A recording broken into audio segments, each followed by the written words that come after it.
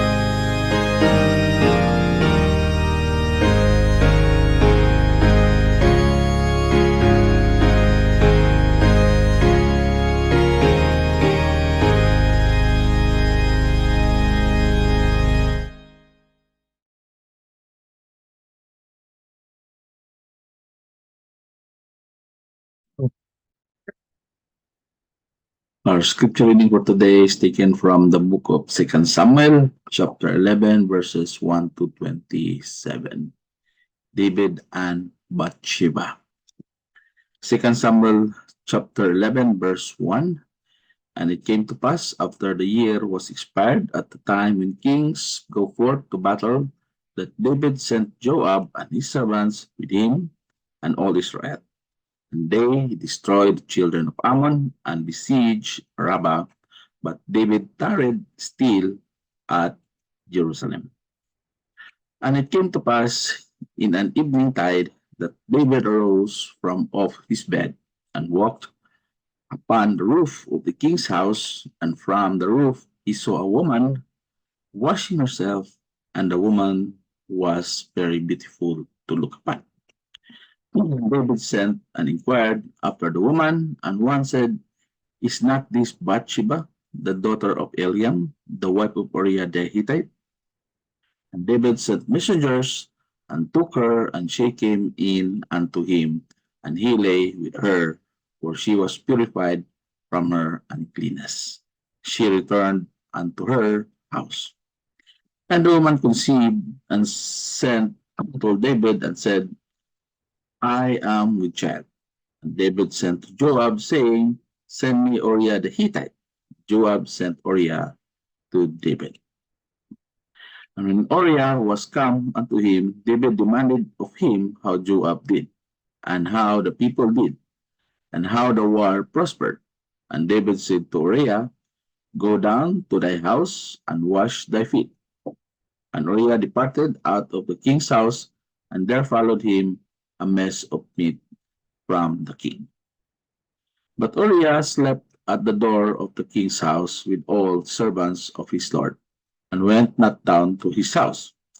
And when they had told David, saying, Uriah went not down unto his house, David said unto Uriah, Camest thou not from thy journey?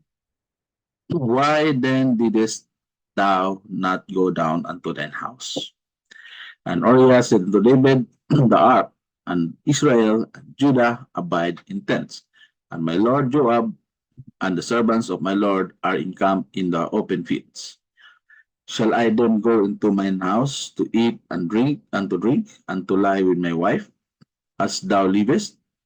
And as thy soul liveth, I will not do this thing.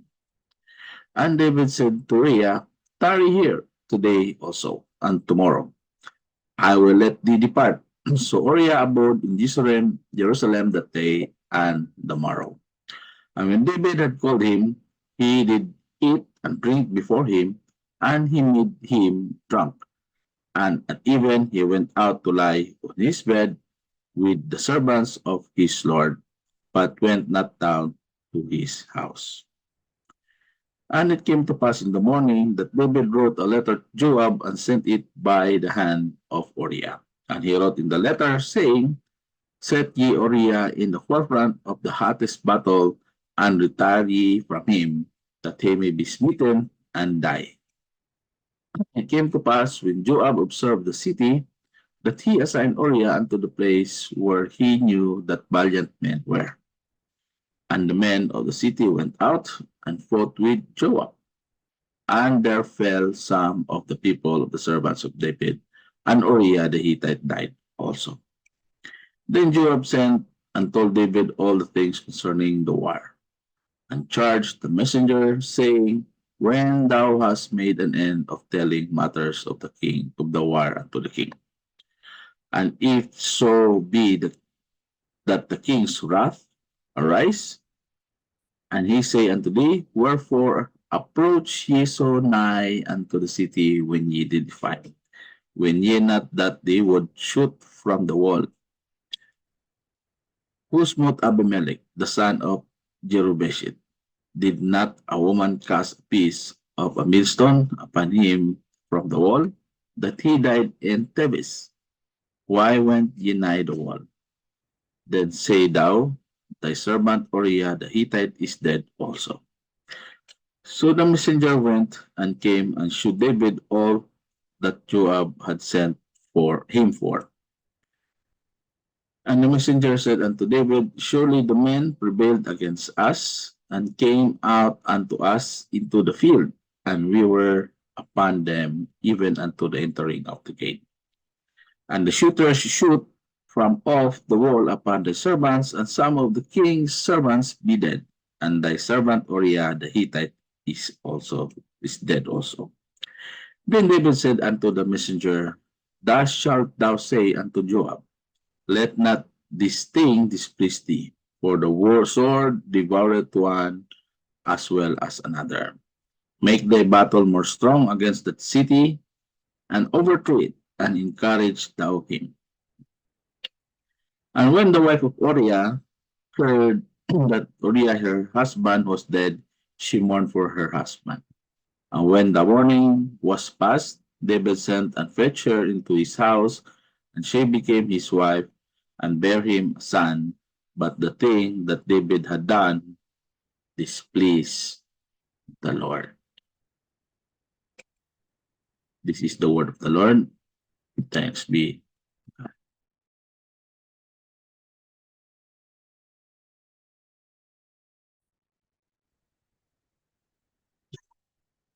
Father and brothers and sisters, for our necessary prayer.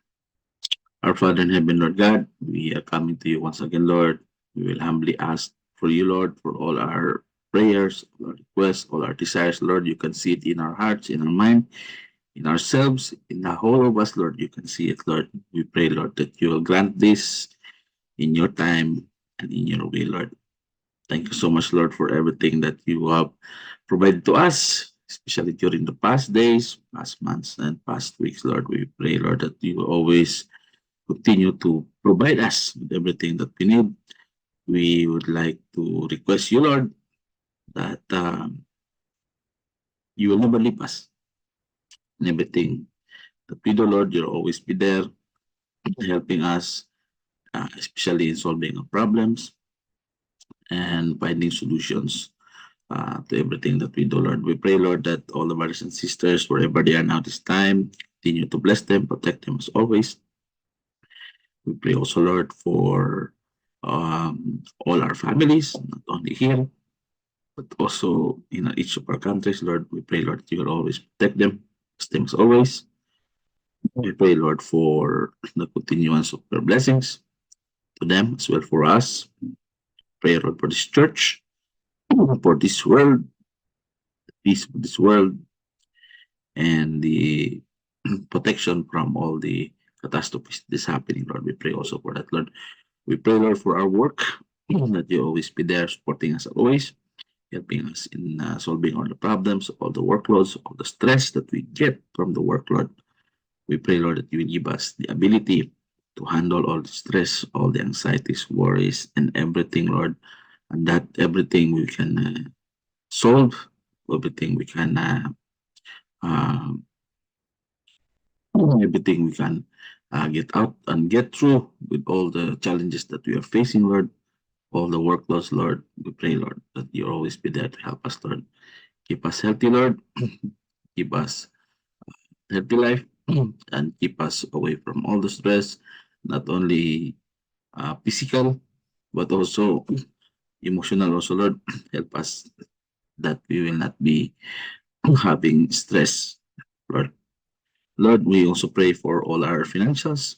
Always provide to us. Help us, Lord, to be given all the blessings, Lord, and all the financials that we need, Lord. Help us, Lord. And also, we pray, Lord, for our plans, whatever plans we have. Pray, Lord, that you will grant this one in your time and in your will. Lord. Thank you so much, Lord, for always be there for us. It's all, everything. We owe it to you, Lord. Thank you so much, Lord, for everything. This we ask in Jesus' name. Amen.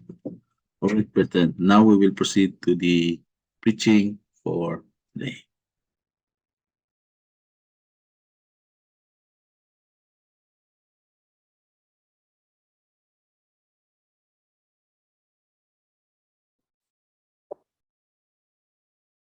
Brothers and sisters, we are now in the preaching for today. And the title for the preaching for today is How to Live the Rest of Your Life. Now, this is a good topic actually because we should ask ourselves what we are doing with our life. If you are 30 years old now, 40 years old. How much time or how many years more for you to live in this world? We don't know. Maybe we will die at the age of 50. Some will die age of 60. So what did you done? What you have done with this time that is left in your life in this world? Did you spend it only fighting with each other, or do you spend it making more sins, or do you spend it uh, backbiting with each other, hurting with each other, killing with each other, and so much the more, especially doing sins every now and then? What have you done with your life for the rest of the remaining days that you are still in this world? So the title for this preaching is How to Live the Rest of Your Life. Let me share you my screen first, right? How to live the rest of your life. How to live. So you must think about this one, brothers and sisters, because we don't have much time to be here in this world, and that uh, we have limited time actually. Sooner or later, we will all die, especially us. We only have 10 years more to live, 20 years more to live. We don't know, but we will all die sooner or later. So we have the remaining days in our lives in this world. So we should ask ourselves how we should live the rest of our life as Christians. Okay, so let's read these verses here in our text, John 13:1, 14:1, and John 17:1 to 5. And this is what it says in the Bible.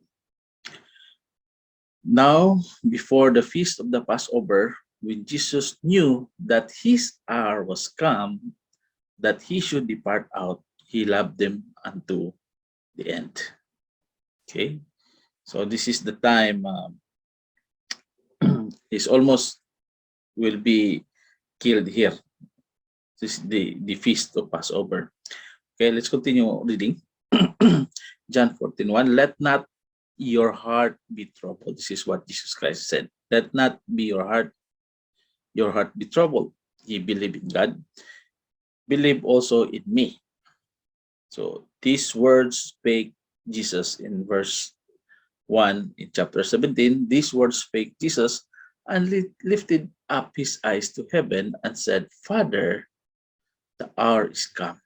Glorify thy Son, that thy Son also may glorify thee, as thou hast given him power over all flesh, that he should give eternal life to as many as thou hast given him.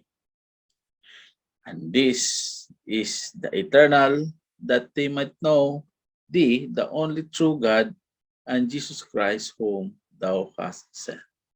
I have glorified thee on the earth. I have finished the work which thou givest me to do. And now, O Father, glorify thou me with thine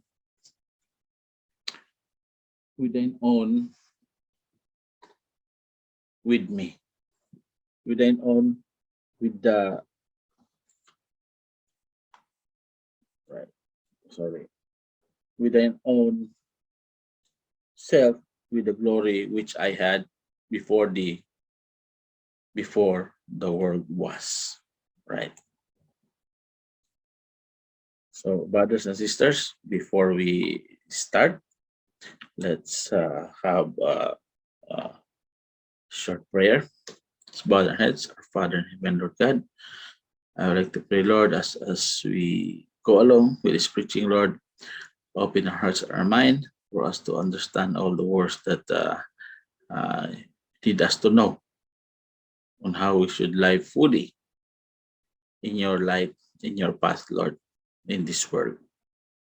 Lord, I pray, Lord, that you will use me as a channel uh, to bring the message to everybody who can listen or who can watch this preaching, Lord. This I ask in Jesus' name. Amen. Right. So there you go. That is our scripture uh, uh, for this preaching for today. And let's go for this preaching now. So, see, this happens. He's giving discourse here. This is what we call the upper room discourse. They're having a feast Passover in the upper room. Jesus Christ having a discourse, or he's explaining to his um, disciples actually. And we know that Jesus Christ is gonna be killed sooner or later. So this is the last part of his life, spending with the disciples, feast of Passover. Right. So this is what Jesus Christ is telling here. So he's telling, let not your heart be troubled. You should believe in God. And see, he knows that he will be over soon, that his hour was come, that he shall depart out. He loved them unto the end. Okay? So he knows that he will be, sooner or later, he will be killed. All right. So before we proceed to this, the the the content of these verses, I was just struck with these uh, passages from the Kings. See, in Kings, Second Kings 13:4, it says here, now Elisha was fallen sick of his sickness whereof he died. So Elisha, we know Elisha was a great prophet, right? Elisha was a great prophet and a man of God. Okay? But the day came when his time on this earth was up.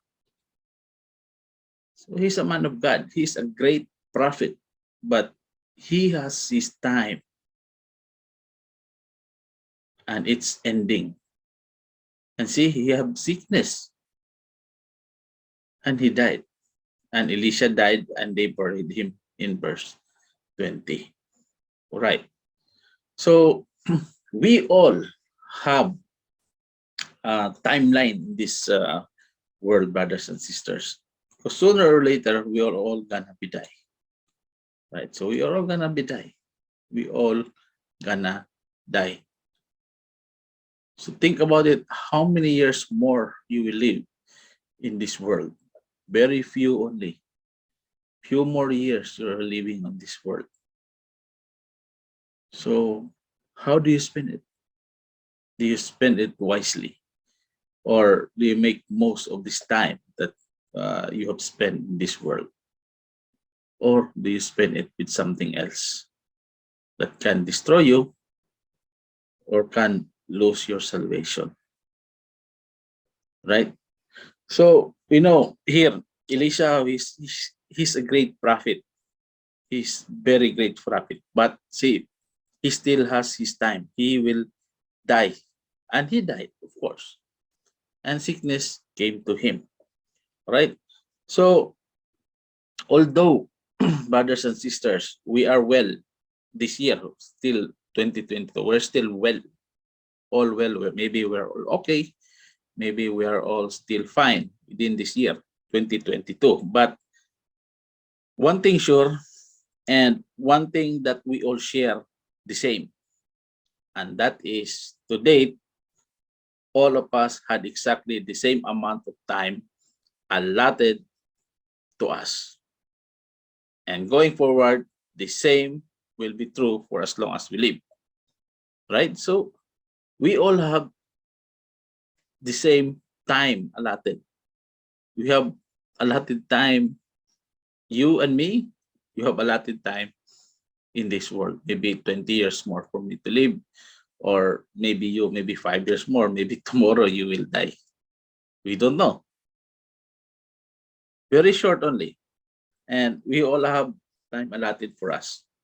Like a uh, time is shrinking very fast for us, especially as we are growing old. And sooner or later we all die. So we will make most of this time that we are still living here in this world. Okay.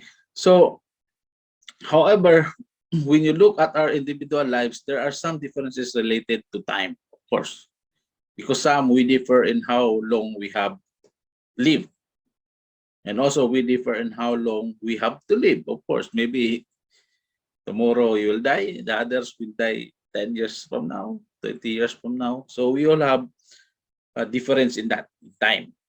But see, the same that will not change is we all have to die.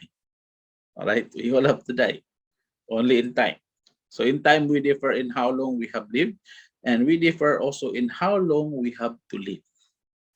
And also we differ in how we use our time, right? And we also differ in how our lives end. It's true that we all differ in how on how we will be ending our time here in this world. Now, what we have done with our time up to this point is like water over the dam, as what they say it. It's like something that is over and done already.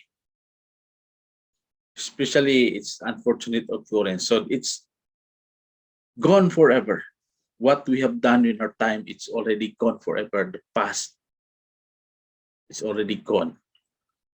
So our past use of our time has a lot to do with who we are at this moment, of course. The past makes us who we are at this moment. But we cannot go back to the past, brothers and sisters. We cannot go back and change anything from the past, either good or bad. Nobody can do that. We cannot go back to the past to change what is good and bad there. It's all, like I said, water over the dam. It's gone forever. It's already done. It's finished.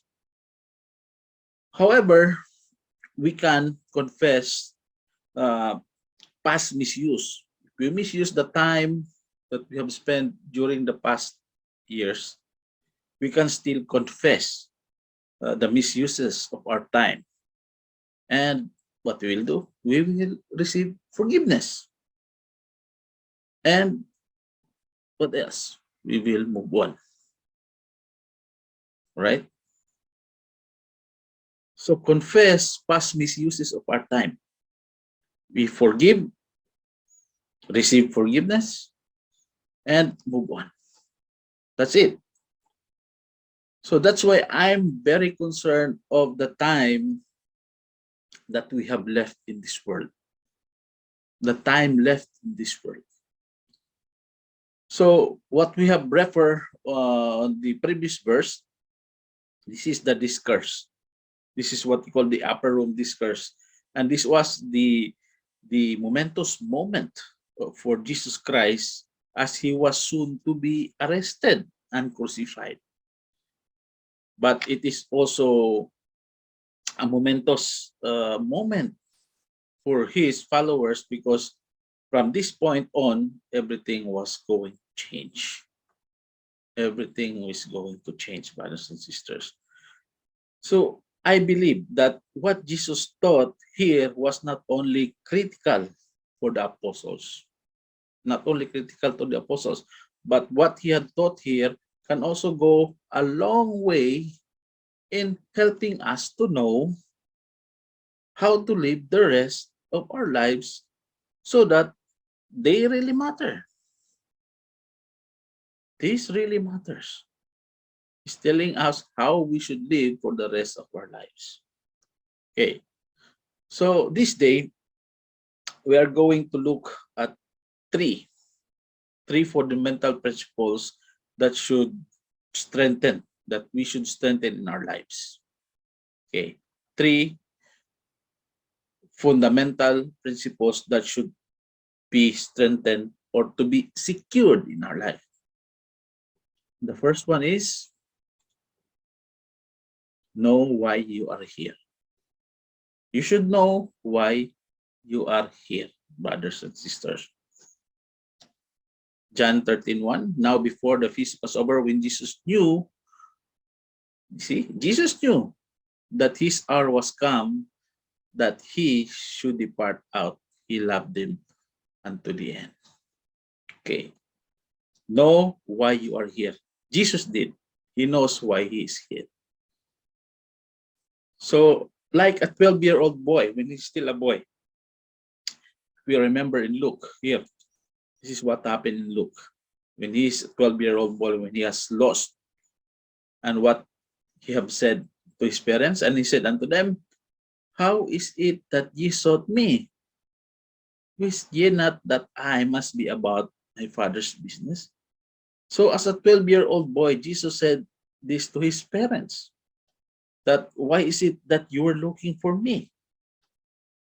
Did you not know that I had to be in my father's house? Should be in my father's affairs, the things that's of my father. So Jesus knew why he was here. Right? And also, same, when he reached Zacchaeus, if we know Zacchaeus, Zacchaeus was the despised tax collector. And Jesus declared that to him, and this is what Jesus said unto him. And Jesus said unto him, this day is salvation come to this house, for so much as he also is a son of Abraham. The Son of Man is come to seek and to save that which was lost. He's telling today, salvation has come to this house. This is what he tells to Zacchaeus, because he too is a son of Abraham. For the Son of Man is coming to seek and to save that which was lost. Right. So another one herein, while confronting, if you remember that these disciples, they're having competition, who will sit on the side of Jesus Christ, who wants to be great, who wants to be a number one apostle. And this can be found in Matthew 20:24. And when the 10 heard it, okay, this is the time that James and John, they have the desire to sit beside the right and the left of Jesus Christ, because they want to be great. They want to be the top disciple. But see, this is what Jesus said to them. So, and when the 10 heard, okay, there are 12 apostles, and James and John wants to sit beside with Jesus Christ. So the 10 heard, and what happened to them? They are moved with indignation. So they are like offended, or they are having, they are insulted or unjust against the two brethren, James and John, who wants to be beside Jesus Christ. But Jesus called them unto him and said, ye know that the prince of the Gentiles exercise dominion over them, and they that are great exercise authority upon them. And take note on this 26, but it shall not be so among you, but whosoever will be great among you, this is what Jesus Christ said, whosoever will be great among you, let him be your minister. And whosoever will be the chief among you, let him be your servant. Even as the Son of Man came not to be ministered, but to minister, and to give life a ransom for many. All right. So, brothers and sisters, like Jesus, you and I cannot fully fulfill God's purposes until we die to self and to this world. We cannot. We cannot fully fulfill God's purpose, not until we die to self and to this world. Right? So, After speaking about his own rejection, suffering, and death, Jesus stated, and this is what he stated here in Luke 9:23 to 24. And he said to them all, if any man will come after me, let him deny himself, take up his cross daily, and follow me. For whosoever will save his life shall lose it. But whosoever will lose his life for my sake, the same shall be saved. So you should know why you are here, brothers and sisters. You should know. You should know why you are here in this world. Any man will come after me, let him deny himself and take up his cross daily and follow me. Because for whosoever will save his life shall lose it.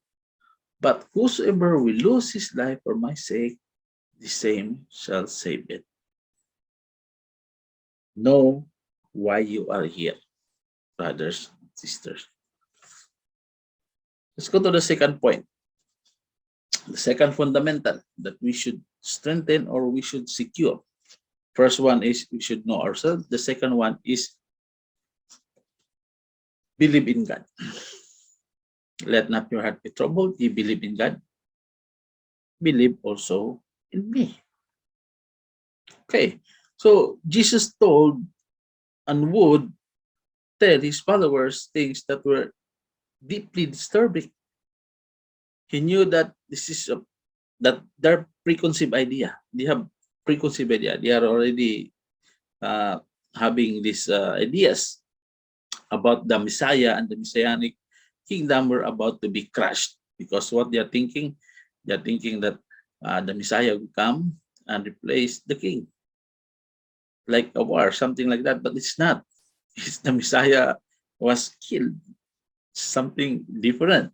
All right. So they have preconceived ideas about the Messiah that will come.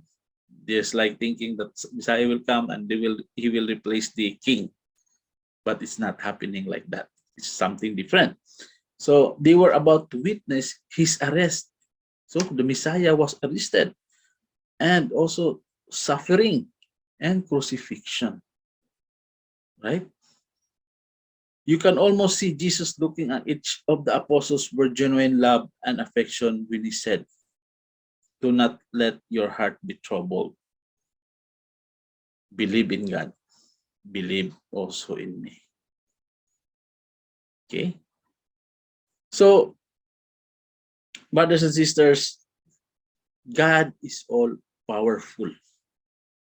Okay? He's all powerful, all wise, all loving. But none of these attributes are manifested independently of the other two. This means that if we understand and believe that these three great truths, what is that? God is all powerful, is all wise, and he is all loving.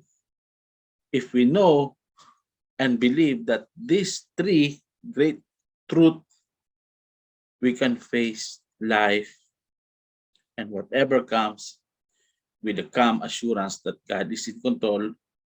He knows what he is doing, and his love for us absolute. Okay? So that's it.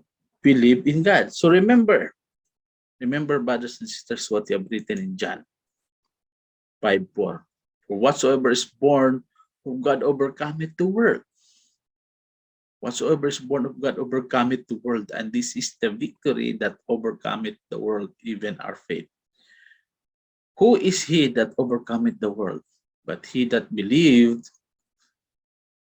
that Jesus is the Son of God. This is how you will overcome the world. Believe in God, brothers and sisters. Believe in God. This is how you overcome the world. Believe in Jesus Christ. Okay, let's move on. This is just a short preaching actually. So let's go to the third one. Glorify God. So it's written in 17. So we have read this one before. These words spake Jesus, and lifted up his eyes to heaven and said, Father, the hour is come, glorify thy Son, that thy Son also may glorify thee, as thou hast given him power over all flesh, that he should give eternal life to as many as thou hast given him. And this is life eternal, that they might know thee, the only true God, and Jesus Christ, whom thou hast sent. I have glorified thee on the earth. I have finished the work which thou gavest me to do.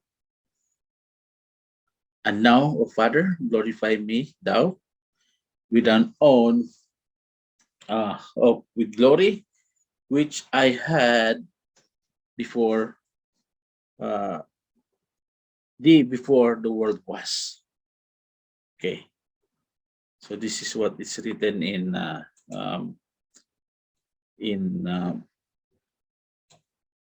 John 17. Okay, own self with the glory which I had with thee before the world was. Okay, so this is the third one, glorify God. Glorify God. So Jesus prayed. Jesus prayed. And this is what Jesus is praying. That Father, the hour has come. Glorify your Son. This is what he's praying. That the Son may glorify you. I have glorified you on earth, having accomplished the work which you have given me to do. This is what he is praying. This is what Jesus Christ is praying. Now in Ephesians 2, 8 to 10, it was written here, but for by grace are ye saved through faith, and that not of yourselves. It is the gift of God, not of works, lest any man should boast. For we are his workmanship, created in Christ Jesus unto good works, which God had before ordained that we should walk in them. Right. So here, brothers and sisters, we need to glorify God because we are saved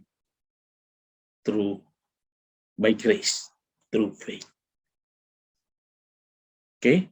So we are saved through faith. It's a grace. It is something that you don't deserve to have, but it's still given to you. It's a gift of God, brothers and sisters. Right? And like Jesus, God has a predetermined plan and purpose for our lives. Right? So you should understand that God has a predetermined plan and the purpose of our lives that will put us to the degree of most people. We have to relate. We have to relate this one to this uh, uh, verses in the Bible in John. See, in John, he's telling, if the world hate you, okay, if the world hate you, you know that it hated me before it hated you. All right. So if you were of the world would love his own. But because ye are not of the world, but I have chosen you out of the world, therefore the world hated you. So this is true for us Christians. Remember the word that I said unto you, that the servant is not greater than his Lord. If they have persecuted me, they will also persecute you, of course. So if they have kept my saying, they will keep yours also. But all these things will they do unto you for my name's sake, because they know not him that sent me. If I had not come and spoken unto them, they had not had sin, but now they have no cloak for this sin. Right? So, like Jesus, there's a predetermined plan and purpose of our lives that we will put to some degree of other people. And we will relate this to this, what is Jesus Christ is telling here, that if the world hate you, you know that it hated me. So expect. There's just something to be expect. See in Corinthians also as well, he is written here that wherever therefore you eat or drink or whatsoever you do all in the glory of God. This is what I'm saying. We should glorify the Lord. We should glorify God. Right? Whatsoever you eat, drink, or whatsoever you do all to the glory of God. So this is also how to check if what you are doing is good. If it glorifies God, then what you're doing is good and not a sin. Okay? And Jesus said in Matthew 5:16. Okay, this is what Jesus said in Matthew 5:16. Sorry, here, Matthew 5:16. Let your light so shine before men that they may see your good works and glorify your Father which is in heaven. This is Jesus Christ is speaking here. What he said, glorify your Father which is in heaven. That's why we need to light so shine before men. Right? So this is how we should live our life. Okay? This is how we should live our life. Note that God should be the only explanation for the lives that we live. Right? We are wasting our time talking about God's relevance and power if His relevance and power are not being manifested in our lives. If we do not made clear in our lives His power and relevance, then we're just wasting our time, brothers and sisters. That's why we keep on fighting. We keep on sinning. We keep on hurting with each other. We keep on doing what is not good. We keep on doing wickedness. We keep on sinning. We keep on killing ourselves. Right? Even backbiting also. Even destroying others. Okay? So it's not manifested in our lives. His power and His relevance is not manifested in our lives. And we have short time only left for us to live in this world.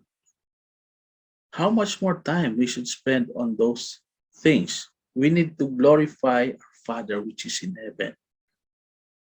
So if we always do all the bad things or all the negative things in life, then how we should be the light before men? They will not see the good works that we have done, and we are not glorifying the Father which is in heaven. So glorify God, brothers and sisters. That's the third one. First one, what is the first one? Know that you are here.